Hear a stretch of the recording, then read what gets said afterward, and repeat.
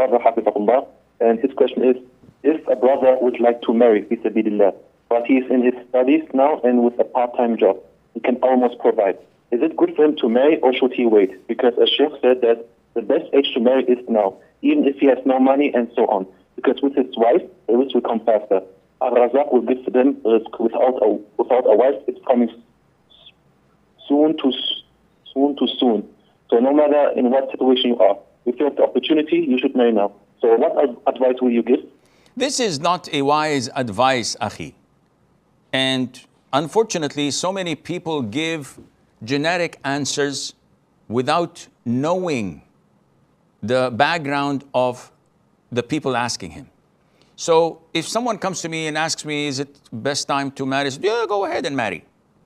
And end up in 6 months' time finding that the brother had married, has loans, is unable to provide for his wife, she's pregnant, and he's under huge amount of stress, and he divorces her. Then he comes and blame me.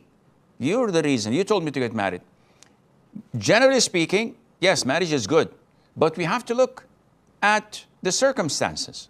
This individual who's interested in marrying, he's studying, he's working, is he capable of providing for his wife, renting a house, paying the bills without borrowing and lending from and borrowing money from others?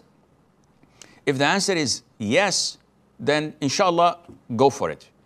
But if there is some financial constraints, and that would cause problems in the future, if his wife is demanding or she has health issues and he cannot afford to help her or to provide for her financially, then we would say that maybe you would wait a little bit, 6 months, or at least make it clear to them that this is what I can provide.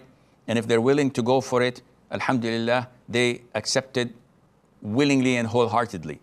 But to jump into the ocean without knowing how to swim, you can't blame others for drowning. You're the one who jumped. So generally speaking, yes, getting married early is one of the best things you can do. And set aside what people say about age limit. So a boy cannot get married if he's under 21. Who said so? This is man-made law. This is kafir law. Muslims know better. And we have evidences in a society and an environment where you put fuel next to the fire and you pray to Allah, it does not ignite. It can't be. When you put men and women together at schools, in workplaces, in entertainment and in sports facilities, not abiding by the hijab or by the Islamic rulings of segregation, and then you say, let's hope they don't get involved in relationships or wedlock or even get pregnant. What do you see in the West?